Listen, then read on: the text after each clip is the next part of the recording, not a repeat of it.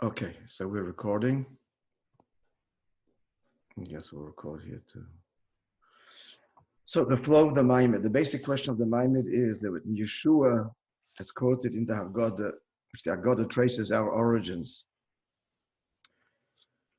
that our forefathers were idolaters. So it quotes Yeshua in his final address before his passing, actually 2 years before his passing. But he gathered all the people together and elicited a renewed commitment to Hashem, recognizing the challenges that they were facing still. And he reviews their history and he states the obvious. Where Avram's father came from, and that Hashem brought them out from there and then out to Egypt. Why does he state the obvious? So the Zohar asked the question, and the Zohar says that Yeshua is pointing out that Hashem did a great good to the Jewish people, that he chose our forefathers, made them a merkava to him, and took them out from that supernal river. So the key is the word supernal. We're talking about some supernal, some ruchnisdike river. And that the Maimon begins to explain.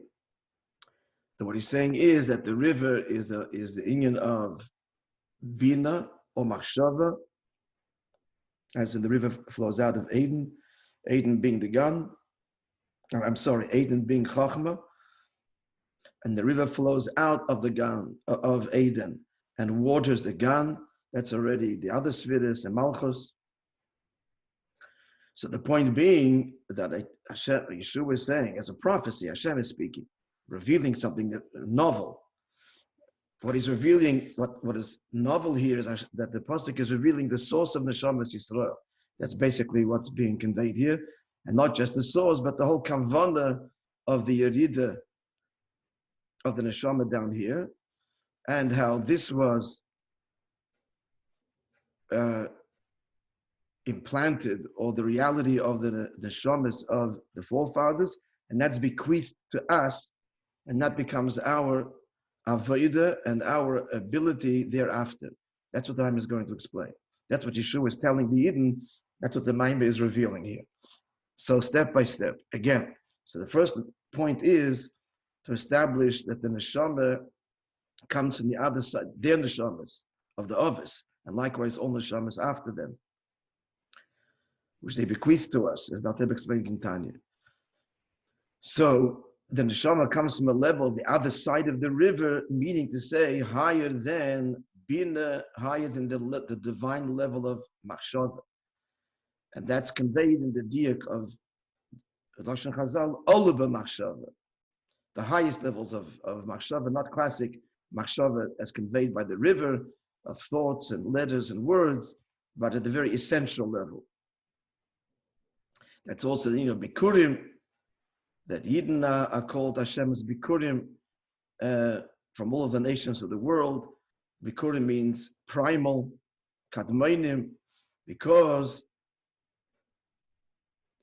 Yidden are rooted in machshava hakdum da'ak, and that is this level we're speaking about here, not classic machshava, machshava hakdum da'ak, which is higher than Bina, and rooted in Chachma, and even higher still in Eden.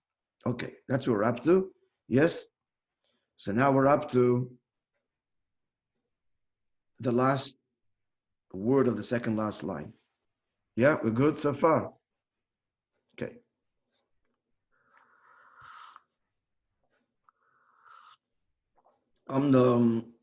Yedua Maimar Rav Magid, however, so I'm just going to qualify, ask a question, and it's zeroing on the shaders of the shamas, with a question and then an answer. It's known, the teaching of the Magid, what's Machshav Akdum Da'ak? Some translation, the primal thought of the primal man, or primordial man. So this is a transcendent, a general revelation, in brackets, Kasa Klali.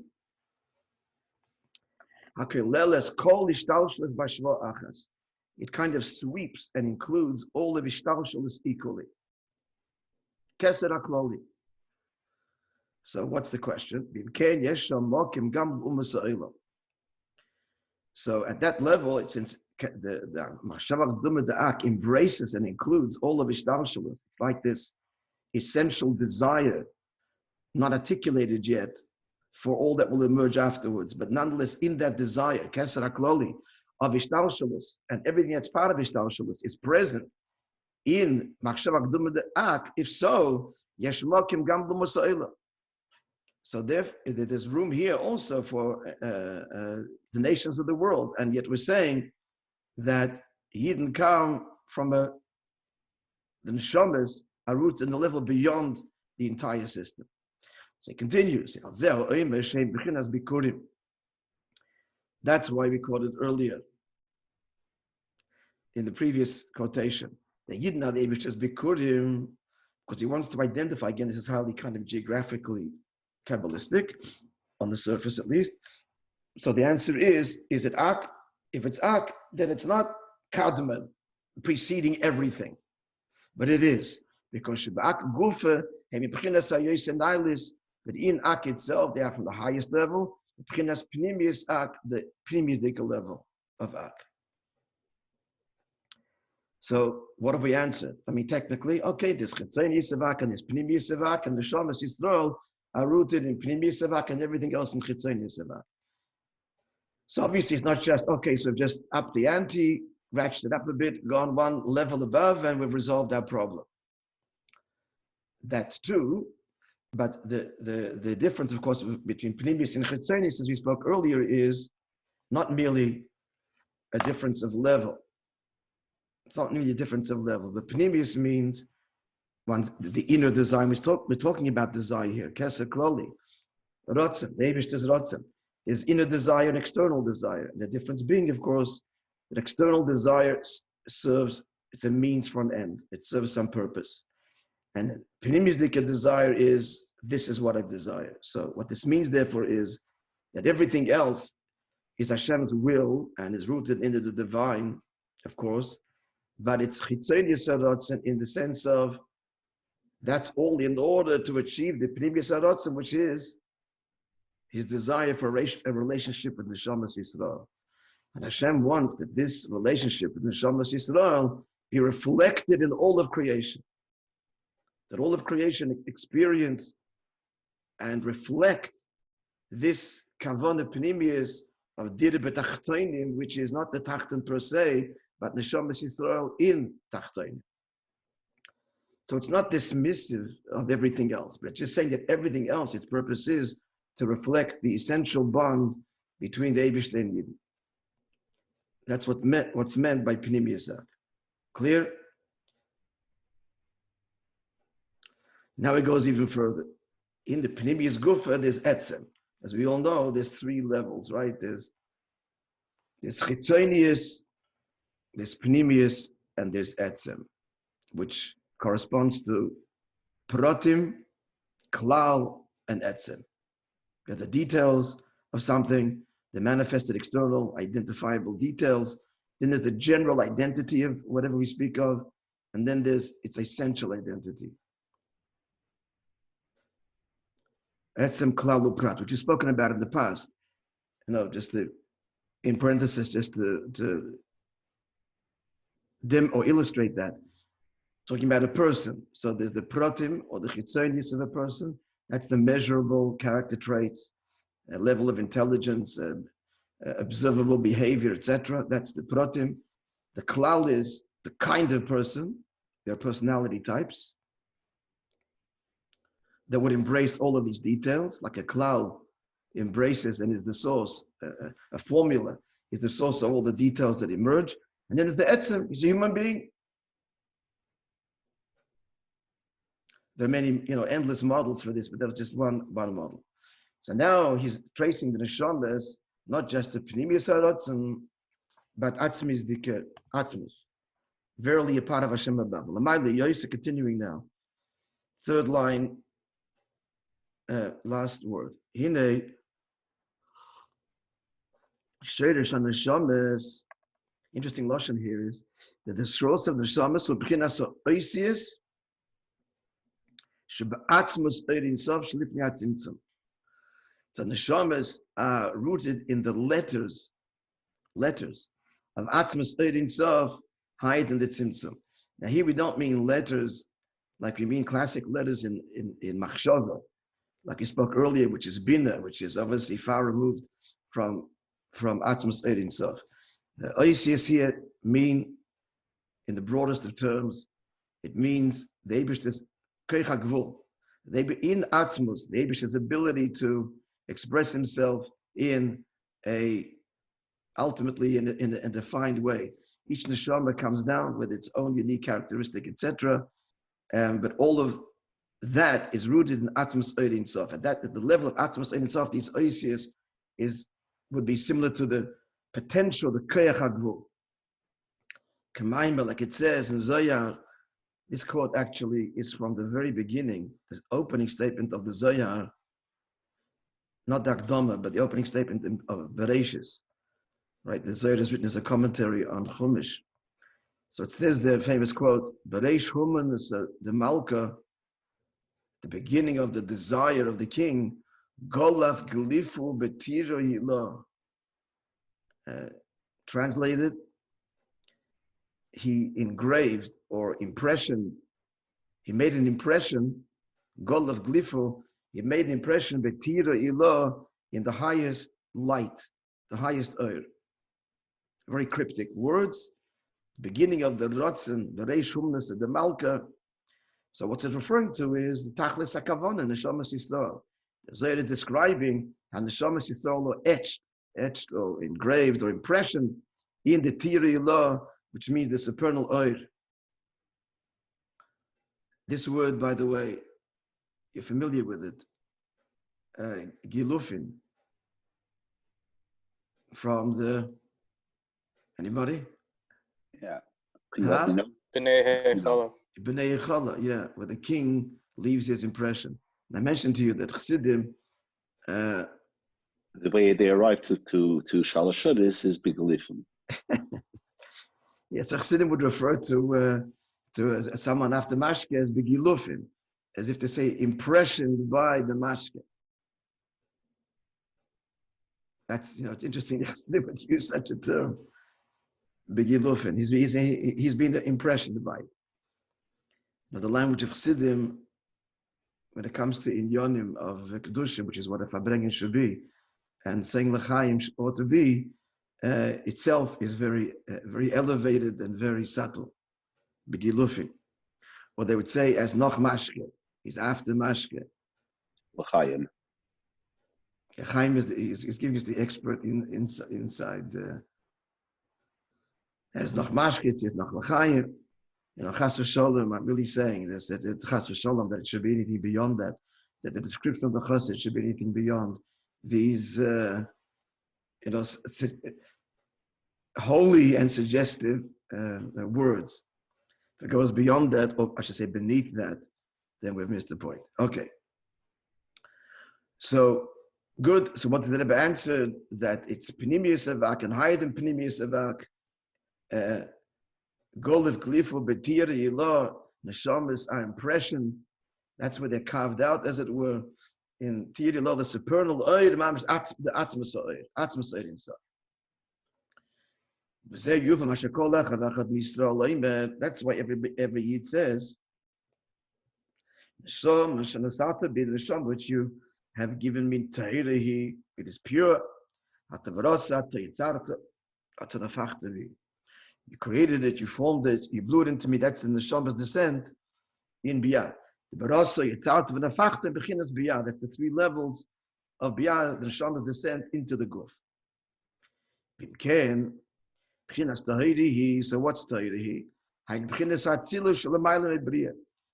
Tahirihi in this sequence corresponds to Atzilus Haid in Bria. So now comes the question. Another question now. Why is the Neshama described at its loftiest level by Es Tahira? V'lo yaloshin kedusha, not the word kedusha, which would be a more appropriate term. Why? How do you do a hefesh being tar and kedusha? It's known the distinction between tar and kedusha, holiness and purity. She kedusha, the Zohar says the word kedusha inyan kodesh. Kodesh of the Zohar, mila refers to something begarmei on its own. In fact, the word kedusha means removed, fundamentally removed, separate. Mashenkin. So when you say the word, invoke the word kedusha, neshama is holy. So there you're saying that's completely removed from ishtalshalos, like Atzilus from Biyah. Mashenkin tahari bebechinas, when you say pure, so that refers to a level shetzarech lishlas hepechatari. It could be impure, and it's not. It's pure. So that makes a profound that conveys a profound association with impurity, and we're saying that neshama is completely beyond everything. Moreover, when you say the word tahara, l'mayla yosa, so not just tahara, you're saying like this: that tahara means that this is toir as opposed to being tamei, and it could be tamei, but it's not. Well, l'mayla yosa on a more subtle level, if tahara does not mean that we have to purify from impurity, it certainly at a more subtle level means to be purified from yeshus in the sense of independence. So the question is, and since the Neshama refers to Atzilus Shalamayla Mi'abriya, higher than creation, the Atzilus,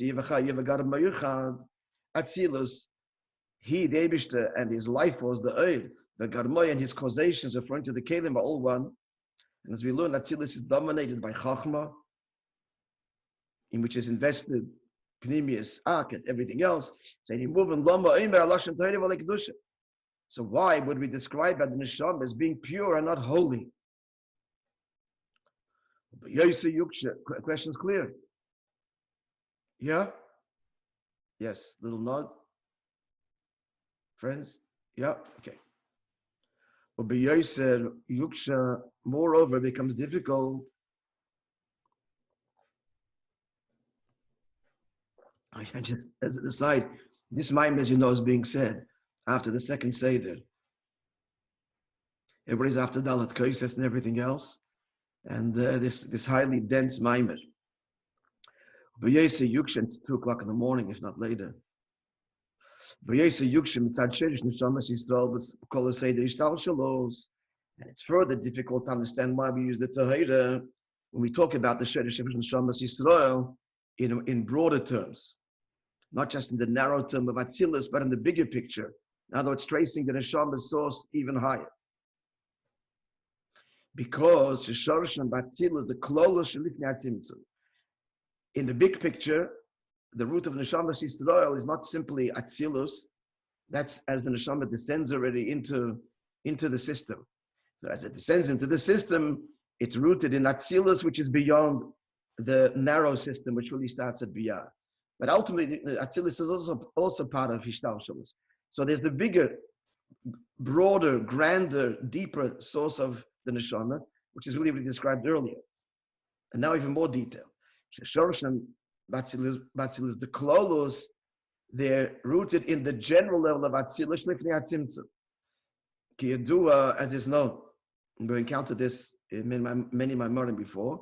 Shatzilus or B'chinas Asiyah the Klolos. Atzilus, in the bigger picture, is Asiyah of the broadest picture starting from Atzilus. And he goes on to say that Kudim u'Nekudim. You remember there's 3 levels: Akudim, Nekudim, u'Vrudim.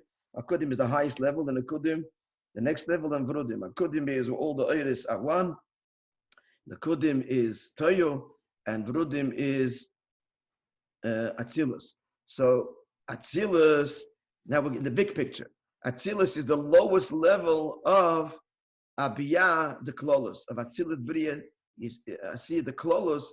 Atzilus corresponds to Asiyah and Asiyah. And Akudim, and Bechinas Yitzira the Klolos. So, and V'ak, Bechinas B'riya the Klolos. And Ak is the level of B'riya.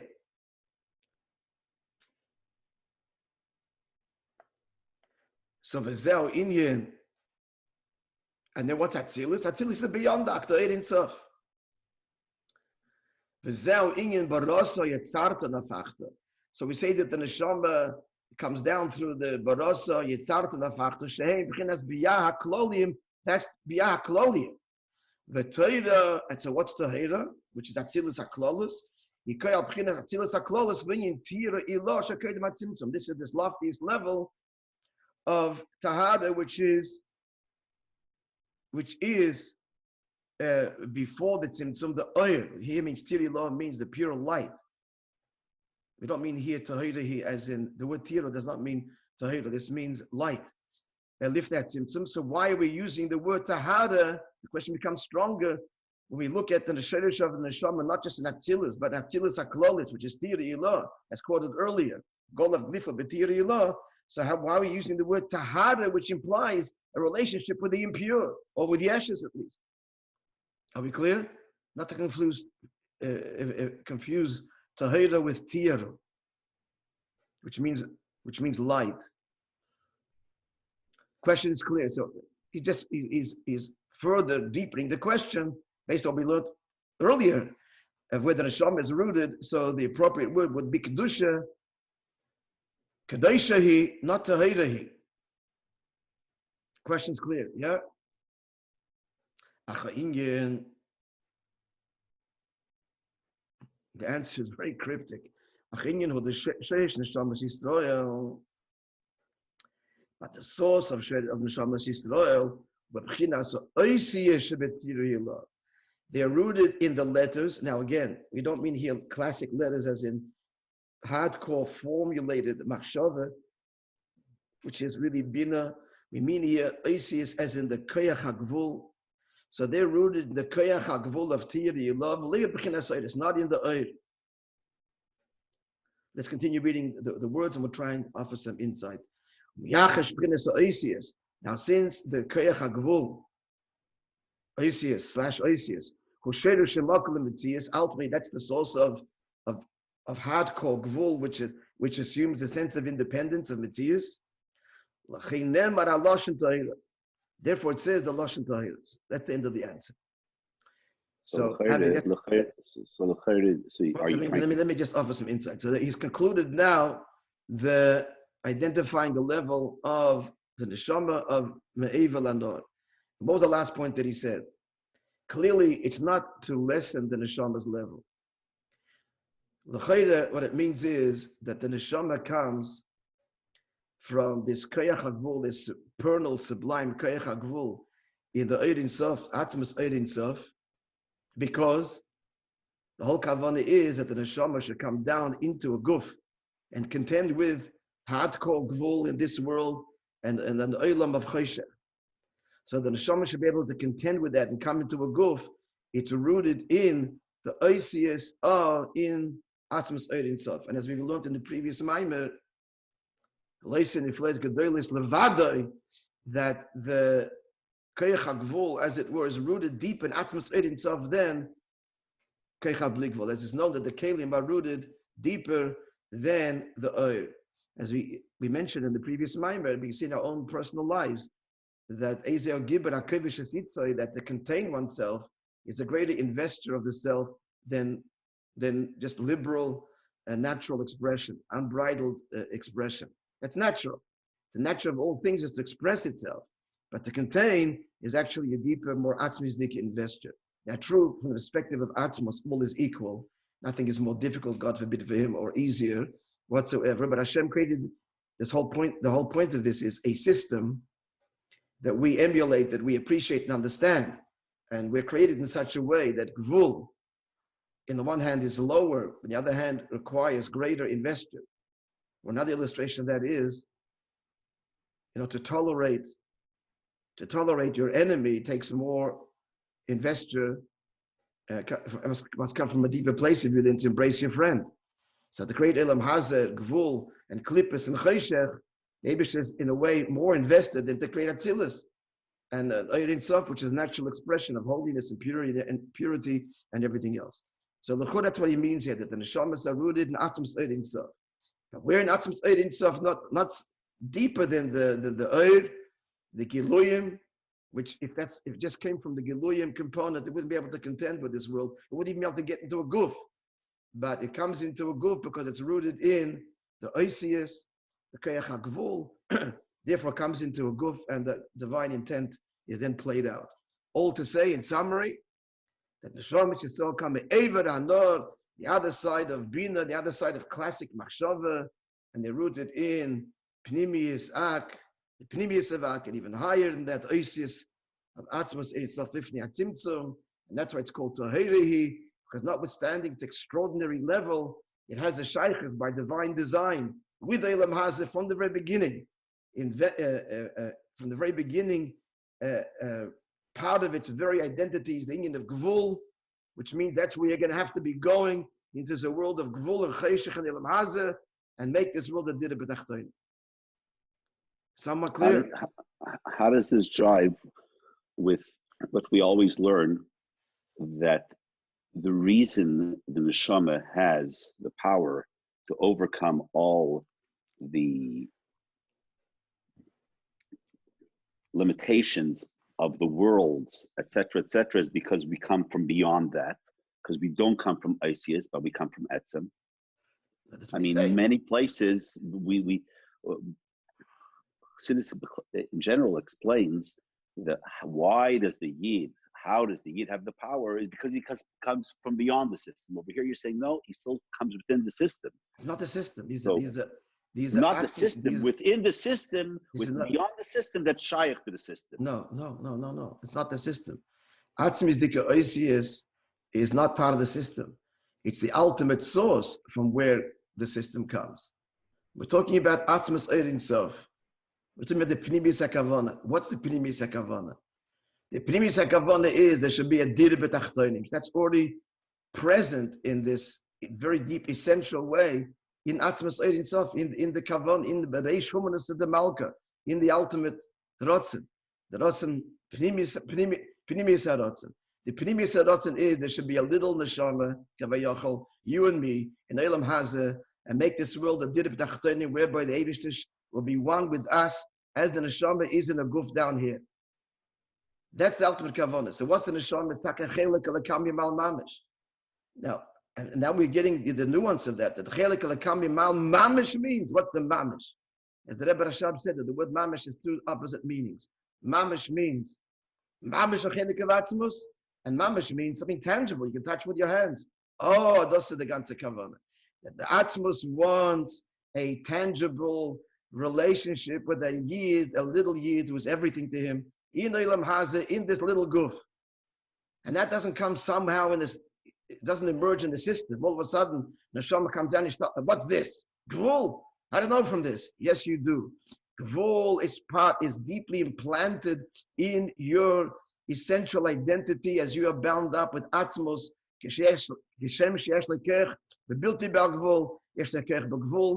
Right, this is just like Hashem can express himself infinitely, he expresses himself also in finitude, and on the contrary, finitude is a deeper investor of his essence, and that's the kavanah. The previous maamar that Aren and Niflois, that the Niflois be revealed where? Dafke in Gvul. Not in the dismissal of Gvul, but in Gvul. So that's basically implied. All of the machshava within the system, they're all of a machshava. We're in the highest level. All of machshava is not part of the system. This is all pre-system. No, I'm saying pre-system. Then there comes the system. This is all the kavanah. The kavanah pnimis, as God is entertaining, for lack of a better word, an expressive of his deepest desire. It's in simple language. It's going to be a part of him and the shama that comes and contained into a goof in the lowest possible of worlds. And that's the oisius, the atzmis, the oisius in the Ein Sof. The Kayach HaGvul. This is all very potential and very sublime. It's all not lost on this level, is Atzmis Ein Sof. But in Atzmis Ein Sof, it's his ability to be expressed in a contained way, and that's the miracle of what a neshama is. Then it goes into Ishtalshalas, where there's a real system and a whole creation and a sense of yeshus, independence, and it all comes down to that for the purpose of the Dira B'Tachtonim, which he's going to go on to say now. V'zehu. Now we're going to revisit what we're saying in the Haggadah, which Yeshua, right, quoting from Yeshua. Are we following this, folks? Yeah. And I took your father, says the Eibishter, says Yeshua, in the Eibishter's name. This again is one of the questions of the Maimon. This is a nevuah, like a prophecy. He's telling us history that everybody knows. But the nevuah is that Hashem is revealing to Yeshua to tell Eden what the nesherish of Neshama, who you know who you are, where Neshamas come from, and what's the ultimate kavanah that now you need to know, says Yeshua, because we've finished conquering at Yisrael, and the kavanah of Dirib Tachtonim is now really kicking in. That's why he's articulating this now, and why we do at the beginning of the Seder, which is the rebirth of our people, or their identity and our mission. So we're getting the mission statement. That the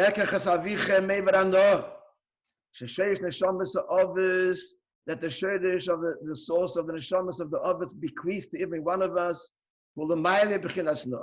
It's beyond Noah, which is the river already that flows out of Eden. That's already the system. That's already Machshava, the whole Seder. Out the Bechinas, but it's rooted high in that. Tiri Hilo Shekedem Atzimtzum. And in Tiri Hilo explained in the Oisiyas, the Keich HaGvul, don't worry, you'll be able to contend with the world. You've got the Eibish's Keich HaGvul in you. So you can deal with anything this world throws up at you. This is not something, what's this? How do I deal with this? It's foreign to me. No, you know that the Gvul of Elam Haz is rooted in the Keich HaGvul of Atzmos, and that's in part of who you are. Shom Nimshuchu at the beginning said it's Knon, and the pasuk goes on to say that the Neshamas descended then, and they took you to Eretz Knon land, the earth. Malchus, that's Malchus, the receiver, like the earth receives, and we plant in the earth. That's all the Eiris invested in Malchus. So we go all the way down into the state of being a Makabel. The Eibishter says, I took Avram and he traversed the entire land. And in Eilam Hazah, that's what the Zayah was saying, that the Eibishter made them the office for Resicha Kadisha Ilah, a holy, elevated chariot to according to his glory. So there, they were a Merkava, they lived in Eilam Hazah, but they were a Merkava Telikus, Mavur Betanya. And that's what the Eibishter wants of every year thereafter. And the mind will explain how in heaven's name can we possibly achieve this. Mavur Betanya, Shekoli Vareim, Kulam Vayakdoshim, all of their limbs were wholly dedicated exclusively only and expressive only of a likus. So we're getting, this first ice is the outline of the whole Maimed. And they thereby bequeath his koyach to their children after them. Who, why we call them others? He's kind of explaining, there's many ways to founding leaders, fathers. Why would he call them fathers? The rest of the world picked up the language from us, founding fathers. But why do we call them fathers? Because they bequeath, that they're in Yonim, we inherit, and it's bequeathed to us. Ad Olam forever. That every year, that every year can be a vehicle, a chariot literally for likus. Shekol in Yonov Yiyu, L'Shem Shemayim, that every part of his life is dedicated to heaven. And that, that's to be elaborated upon in the course of the Maimer. Well, if we're talking about inyanim of potential and pre-production, so to speak, and when we're dealing with this inyan of Sherish and Neshama, doesn't everything have its same source? In the inyan of Hashem Lekim Yinay Mavade or Ani Avai Leshanisi. So when we're saying post-production, now, hey, this was packaged this and this is labeled this. But if we're talking about potential, everything is rooted in Atzmos. Everything comes from Atzmos. There's a difference between come from Atzmos or rooted in Atzmos. namely, pnimis hakavana or chitzonius hakavana. Atmos creates everything, and Atmos is present in everything, but everything else is not a means for an end. So it comes from Atmos, but neshamas rooted in Atmos are expressive of Atmos. To put it to you this way, the difference between everything else and the neshama is, in radical, simple terms, everything else is ein ve'efes mamash. Ein yad milvado. Comes from Atmos. Everything is nothing. And the neshama is everything. Because the neshama is not a creation in the end.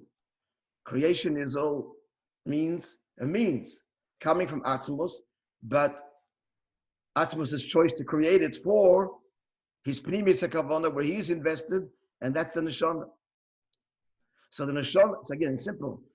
Everything comes from Atmos. The neshama is expressive or rooted in Atmos. Maybe expressive. Rooted means it's traced back its very identity. The neshama itself is not part of Ishtalshalos. Ishtalshalos, at the end of the day, is a creation. A creation for a purpose, coming from Atmos. The neshama is not a creation. It's verily golif gelifu, like hewn out. It's hewn out in Betiri law and in the Atmos Dika as integral to the Eibishter. So the neshama is a part of God, and everything else is a creation of God. So everything else, the whole thing we have to appreciate is the ganze Welt is ein ve'efes. It's being created yesh ma'ayin every second. The neshama is not being created yesh ma'ayin, because it's not a yesh to begin with. The neshama is just naturally a constant expression of Atmos. I am, the neshama is. Everything else is being brought into being every second. It's ein ve'efes, and it has no reality. The only reality is Atmos. So at the end of the day, it just reminds me of a story. I think this was Yossi Chitlik, maybe should have a complete before Shleima. I think it was at his bris, or his upsharanish. Anyway, the Teichman story is definitely true. Yes, it's fast. Yeah. Good. A friend of mine, he was one of the shluchim to Australia when I was a bocher in yeshiva. So the story is something basically, this is the bottom line, that the Rebbe said that the chinuch has to be, that a child should know is nothing else than the Eibishter and Lubavitch. Then you'll find out that there's a world. Why not teach him that there's a world? Because the emphasis there isn't, in the sense of independent. There's no reality to the world. You'll find out later that the whole world is ein ve'efes. That's the whole kavanah. That's the whole avodah.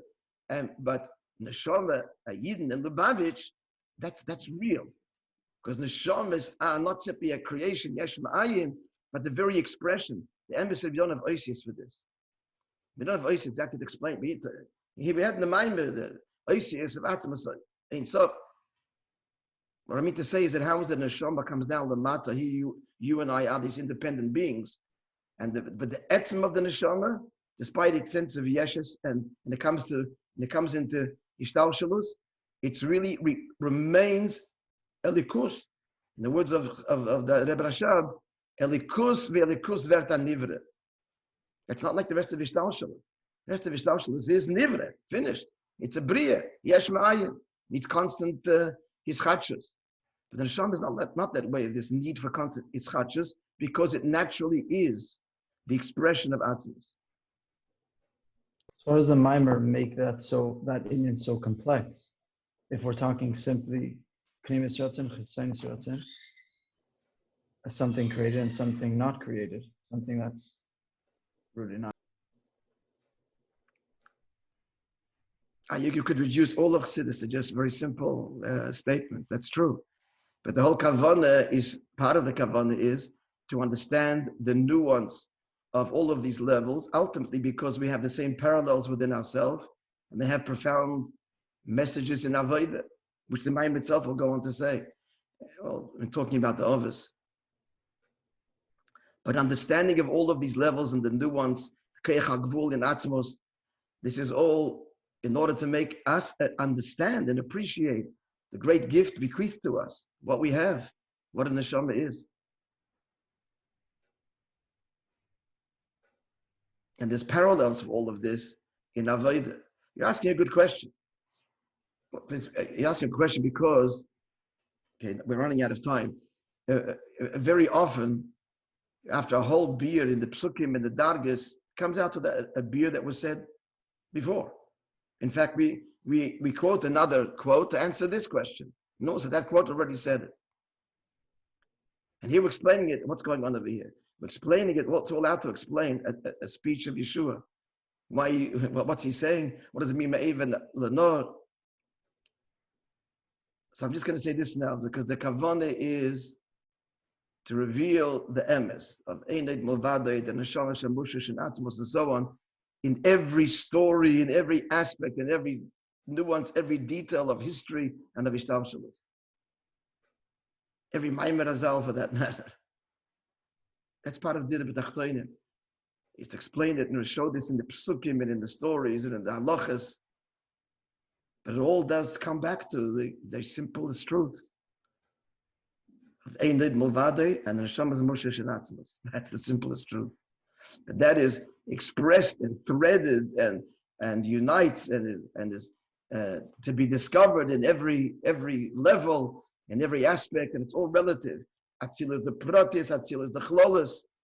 So this truth is present and permeates and is the essence and the heart of all of existence. Gashmi v'ruchni ma'ila and mata. Hence the endless maimorim and insights, and as the whole world is connected and expressive of this truth, starting with Torah itself. I hope there's some degree of insight there.